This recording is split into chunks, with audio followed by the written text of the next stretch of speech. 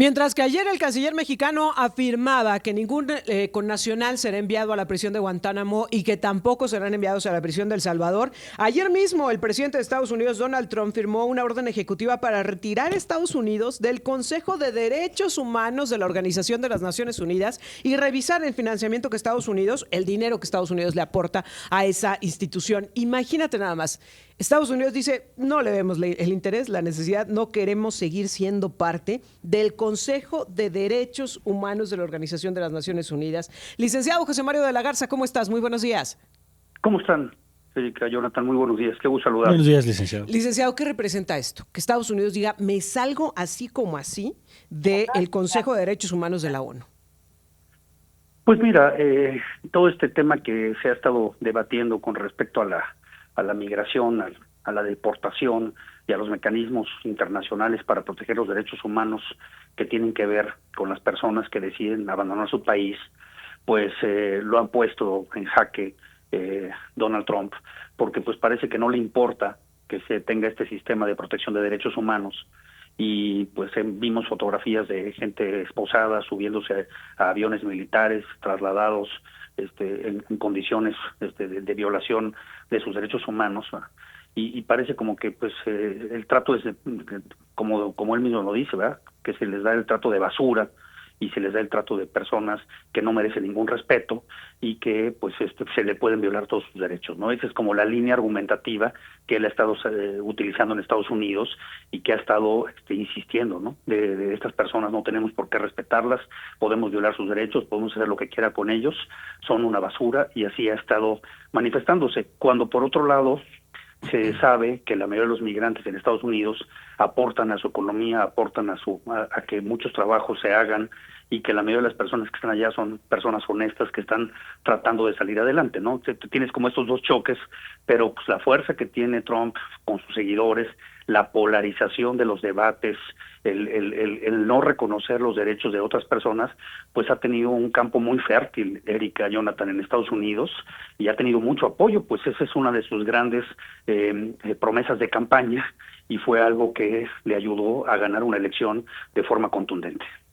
Ahora, licenciado, ¿cuál es el riesgo si Estados Unidos empieza con estos envíos de connacionales a la prisión de Guantánamo? Porque, a ver, tú lo decías, ¿cómo confirmamos, cómo estar seguros, cómo tener la certeza de que se trata de criminales cuando el gobierno de Estados Unidos ha insistido una y otra vez en que nada más por ser irregulares, por estar en condición irregular en Estados Unidos, ya deberían de ser considerados como criminales? ¿Qué podemos esperar sobre el trato que se dan a nuestros connacionales? Y me preocupa todavía más, deja tu Guantánamo, El Salvador. La oferta que el presidente de El Salvador hizo de échenmelos para acá, acá se los recibimos, cuando hemos visto las imágenes de esa enorme prisión donde pues lo que menos existe es dignidad y respeto a los derechos humanos, porque no estamos hablando de enviar criminales, estamos hablando del riesgo de que cualquier persona pueda estar ahí o pueda terminar ahí, licenciado. Sí, fíjate, Erika, que qué momento tan complejo estamos presenciando, ¿no? Condenar a personas como delincuentes, como criminales, sin juicio. Basta que te señalen, basta que hables español, basta que no tengas un papel migratorio, un acceso a un país para que seas considerado un criminal. Ese es un primer asunto gravísimo, ¿no? Porque la construcción que se hizo moderna de cómo se condena a una persona por ser un criminal, por cometer un delito, es siguiendo un juicio, Erika, frente a un juez, dándote la oportunidad de defenderte, y no se nos olvide la presunción de que todos somos inocentes hasta que no se demuestre lo contrario. Esa es una presunción que existe en todo el mundo occidental. Entonces, primer tema, ¿no? La condena. Luego, el uso mediático de estas campañas, ¿no? De denostación, de agresión, de flagración del otro, ¿no? De sembrar miedo, licenciado. Es decir, con esto el gobierno de Estados Unidos quiere sembrar miedo para que no vayan de manera irregular a Estados Unidos. Claro, y no vayan, y que muchos están optando por regresarse por sus propios medios, Erika. Claro. Porque ¿sabes qué pasa? Estas personas que están deteniendo así de forma clandestina, pues no te permiten ni siquiera recuperar tus bienes, ni despedirte de tu familia, ni no te permite nada. Te suben a un camión, te llevan a una prisión y te regresan a tu país. Entonces tú imagínate para una gente que lleva 25 o 30 años trabajando en Estados Unidos, que mañana estás en un restaurante y porque hablas español te detienen y te llevan a estas cárceles donde no te puedes defender y acabas en un avión regresado a un país en donde también no quieres estar, que esa es también la otra problemática, y que también México no tiene que ofrecer, porque también este discurso de que vamos a recibir de brazos abiertos a los migrantes, pues ¿en dónde los vamos a recibir y cómo y qué Sí, trabajos les claro. vamos a dar? Porque se oye muy bonito el discurso, pero en la práctica sabemos que eso pues no se puede materializar de esta forma tan sencilla y tan superficial. Y luego, Erika, este tema de Guantánamo es muy interesante porque Guantánamo, como sabemos, es una cárcel que está construida fuera del territorio de los Estados Unidos. Y ha habido un debate interesantísimo, Erika, en Estados Unidos del tema Guantánamo, porque muchos prisioneros de Guantánamo que llevan ahí años han dicho, oigan, pues cuáles son nuestros derechos humanos y han buscado que se les aplique la Constitución americana, como diciendo, yo no puedo estar aquí de por vida sin juicio y no saber por qué se me detuvo y aquí estoy en una cárcel que no sé qué pasa, ¿no? Y fíjate, los tribunales en Estados Unidos han reiterado en muchos casos que como Guantánamo no forma parte de Estados Unidos, no está dentro de su territorio, pues no puedes pedir que se te apliquen los derechos humanos de la Constitución americana, ¿no? Es como un territorio aparte en donde parece que te pueden violar tus derechos. Ya hemos visto lo que pasó cuando se derribaron las torres, cómo torturaron personas y cómo llevaron personas, como bien dices, ¿no? Te suben a un avión y aterrizas en Guantánamo, ¿no? Fíjate cómo estas cuestiones, Erika, que pensamos que ya se habían superado, que ya habíamos transitado por esos caminos de acabar con los otros y de tratarlos de esta manera tan indigna, pensamos que estaba superado, y fíjate cómo hoy el país más importante en términos económicos del mundo vuelve a esa narrativa, ¿no? Y la narrativa de acabemos con los demás no importan, son basura, aventémoslos en Guantánamo. Fíjate qué grave, porque no es nada más un tema de migrantes, es el discurso del odio, es el discurso de la división el que está prevaleciendo y el que está logrando prosperar. Uy, ¿cómo tendría que responder el gobierno mexicano? Si son nuestros connacionales los que están en riesgo, ¿cómo tendría que estar respondiendo a esta situación?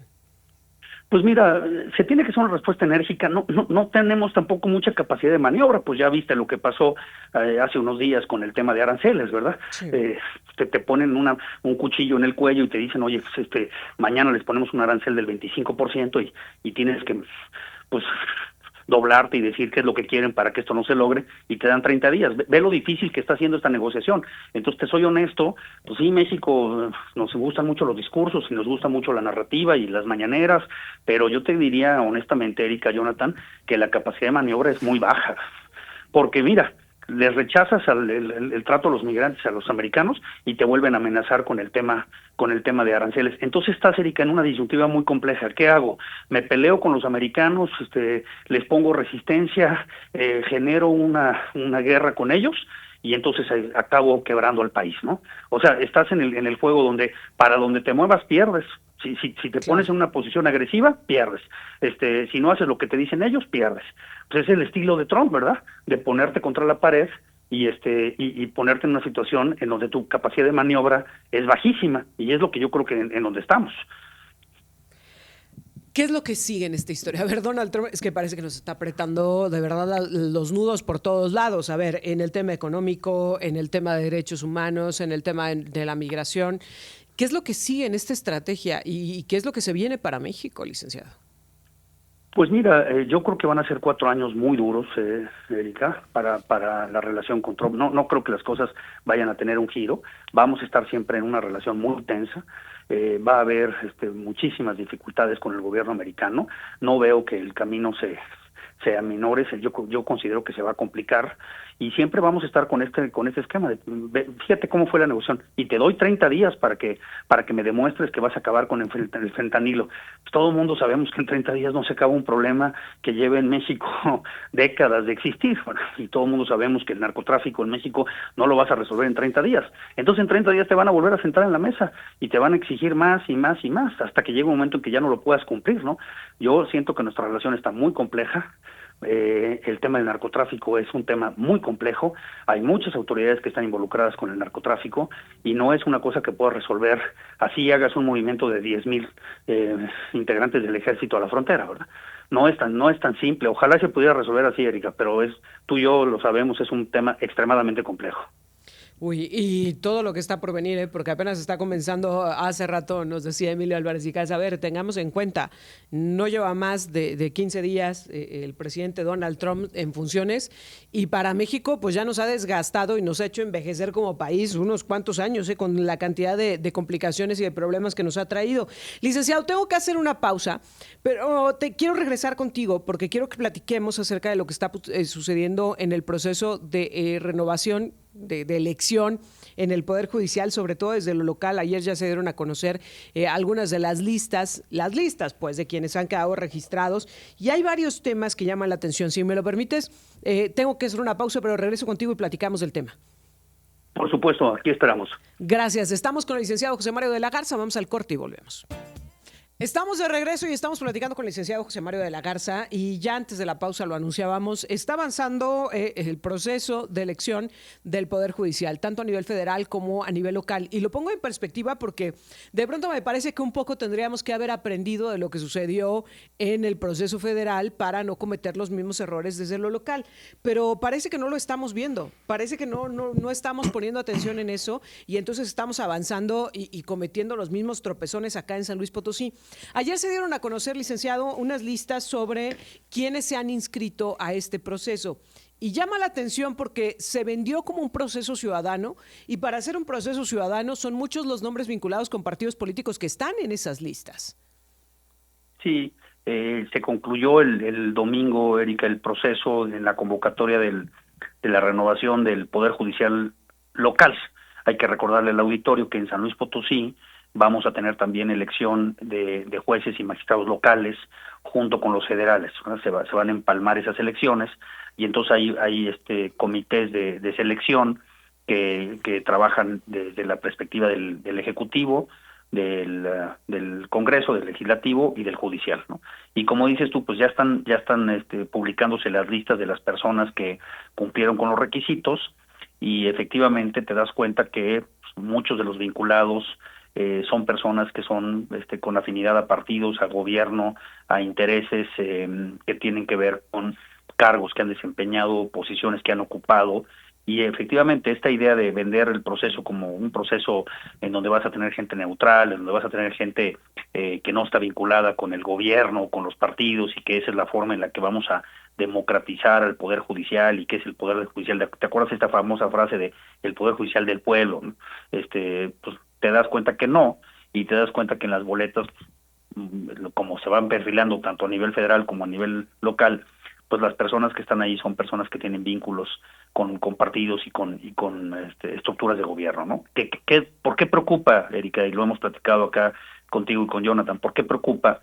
Porque entonces cuando estés resolviendo un asunto y tengas esos vínculos, pues es factible que tengas que cumplir con esos compromisos y con esas disposiciones de los partidos para dictar sentencias. Y entonces se ha dicho en todos los tonos, oigan, esto lo que puede acabar siendo es que el Poder Judicial no sea neutral y acabemos con un Poder Judicial que está estructurado para cumplir con intereses políticos. Pero es absurdo, licenciado. Por ahí decían, vienen los dados cargados. Acá sería, viene la tómbola cargada, porque es absurdo que de los grandes aspirantes, un filtro que se suponía era para que hubiera un parejo, los aspirantes definidos, pues la mayoría son cargados hacia la ideología morenista o de la 4T.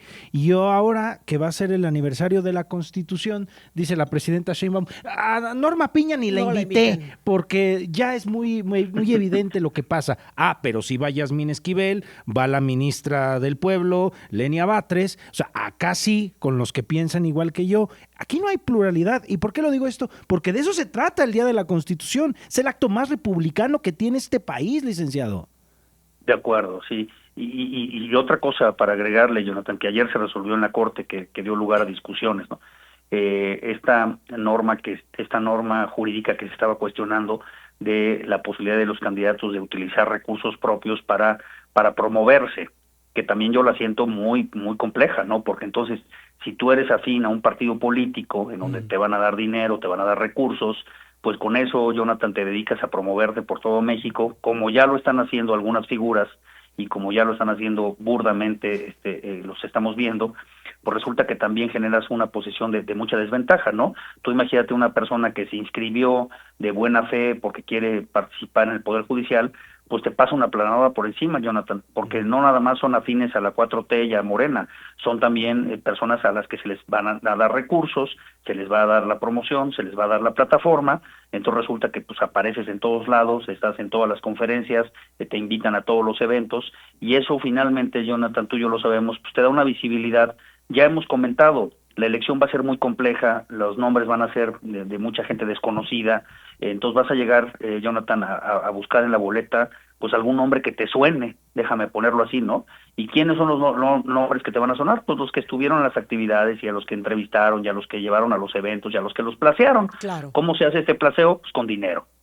Oye, que no quiero demeritar, ¿eh? Dentro de los nombres que pudimos revisar, que pudimos ver, sobre todo de los inscritos ante el Poder Judicial, hay perfiles muy valiosos. Sí. Hay gente con mucha experiencia, hay gente que sí reconocemos pues por su trabajo en materia jurídica, pero es que el asunto es cuáles son los criterios de selección, qué nos garantiza que los buenos perfiles van a poder llegar y que los malos perfiles se van a quedar en el camino, cuando ya vimos lo que sucedió a nivel federal, ¿no? En donde pues la tómbola se ha convertido en uno de los procesos, para permitir que las personas lleguen a ser juzgadoras o juzgadores en nuestro país, licenciado, y bueno, pues parecería que hoy el asunto es de buena o mala suerte. Sí, porque acabas en este mecanismo de tómbola que no te garantiza, Erika, al 100% que lleguen los mejores, ¿no? Ahorita va a tener que haber en San Luis Potosí un mecanismo de depuración. ¿Por qué? Porque tienes más inscritos, Erika. Si sumas todos los inscritos del legislativo, el judicial y el ejecutivo, pues hay más personas que puestos. Entonces, ¿qué es lo que dice el mecanismo de la Constitución? Que tienes que hacer una tómbola para ajustar esos nombres. Entonces, como bien dices, oye, hay personas muy valiosas con mucha experiencia, sí, pero ahorita vas a la tómbola y en una de esas, por suerte, quedas fuera, y los que entran son personas sin ninguna experiencia o personas, como bien dice Jonathan, vinculados a partidos. Entonces, todavía hay que ver la tómbola que va a haber en San Luis, ¿eh? O sea, estas no son las listas definitivas, estas son las listas preliminares. ¿Cuántos de esos idóneos, de esos de buen perfil, se van a quedar fuera por darle paso a los cuatroteístas? O de cualquier otro partido político, porque o de aquí otro. Ya pudimos ver también verdecistas, colorados, rojos. Vamos a ver cuántos, licenciado. Sí, hay que esperar el proceso porque va a avanzar. Y también hay que esperar otra cosa. Los que quedaron fuera, vamos a ver qué hacen, porque en algunos casos estamos viendo que van al Tribunal Electoral para argumentar que se violaron sus derechos políticos. Entonces también habría que ver ese perfil de qué es lo que pasa con los que quedaron fuera, que se inscribieron y no lograron. Va a haber litigio seguramente ahí. Cómo viene la tómbola en San Luis. Luego, y creo que los medios de comunicación aquí van a jugar un papel muy importante y de mucha responsabilidad, ¿no? ¿Cómo se hacen las campañas? Porque tú imagínate, Erika, Jonathan, que le das mucha preferencia a una persona en el medio de comunicación y lo traes a entrevistas y lo estás constantemente citando y lo estás invitando, y a otro no. Eso genera una posición de violación de derechos electorales porque le estás dando más presencia a uno que a otro. ¿Cómo vas a equilibrar eso? ¿Cómo le vas a dar el peso? ¿Cómo los vas a entrevistar? Yo creo que se nos viene un momento difícil, ¿no? Porque eso también puede cambiar todo, ¿no? Llegas a la elección ya con un conocimiento de tu candidatura muy bien posicionado. Como va a haber bien poquita gente que vote, y esto lo he dicho muchas veces y lo voy a seguir repitiendo, yo no creo que se junte el 5% de la votación. Entonces, Erika, Jonathan, con muy poquitos votos vas a ganar, que ese es el otro problema, ¿no? Sí. Que vas a tener los jueces del pueblo, mucha gente inexperta y con pocos votos. Entonces, ese es el panorama que se nos viene, y para mí las campañas van a ser un gran tema, ¿no?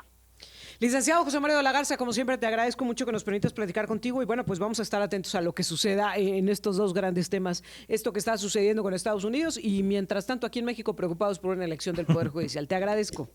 Abrazo para los dos, muy buenos días.